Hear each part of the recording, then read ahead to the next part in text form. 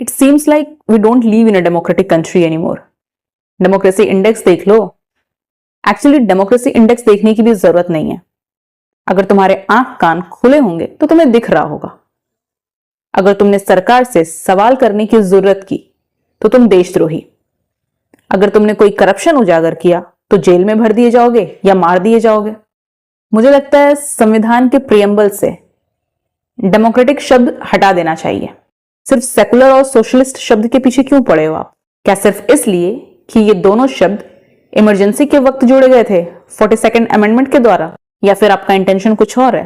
कल RSS leader Dattatreya होस बोले, फिर से बयान देते हैं कि ये दोनों शब्द प्रियम्बल से हटा देने चाहिए, इन पर डिस्कशन होना चाहिए। फिर डेमोक्रेटिक भी हटा देना चाहिए, क्योंकि एक लोकतांत्रिक देश में इन दोनों शब्दों का, सोशलिस्ट और सेकुलर, का बहुत महत्व है, खास करके भारत जैसे देशों। और आपको इन दोनों शब्दों से इतना परहेज क्यों है? एक समाजवादी व्यवस्था में सरकार और समुदाय के लोग उत्पादन के साधनों को नियंत्रित करते हैं। सरकार ये देखती है कि संसाधनों का न्याय संगत वितरण हो, समाज में सभी को बराबर का अवसर मिले, किसी को गरीबी या अभाव में न रहना पड़े।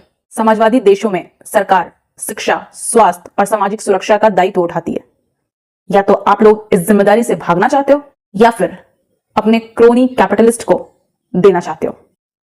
वैसे भी आप सब कुछ दे ही चुके हो, बचा ही क्या है देने को? इस देश का गरीब पहले भी बेहाल था, अब और बदतर हो जाएगी उसकी कंडीशन। और रही बात दूसरे शब्द की, धर्मनिरपेक्ष, अगर इस देश को धर्मनिरपेक्ष सेकुलर कंट्री कहा जाए तो आपको परेशानी क्या है? क्या इस देश में विभिन्न धर्मों के समुदाय के लोग नहीं रहते? क्या इस देश के नागरिकों को धार्मिक मान्यताओं के आधार पर स्वतंत्रता नहीं होनी चाहिए कि वो अपने धर्म का पालन कर सकें?